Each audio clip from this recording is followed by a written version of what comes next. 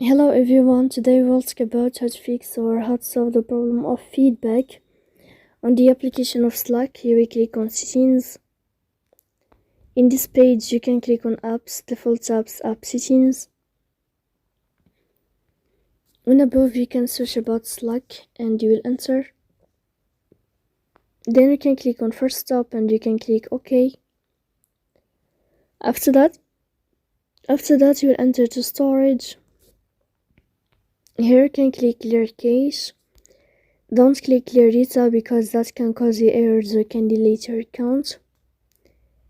In the end you can go to Play Store. You can search about Slack. You can uninstall your app and you can uninstall it again to fix that problem. So please don't forget to support us by like and subscribe. See you next time in another video and thank you for your attention.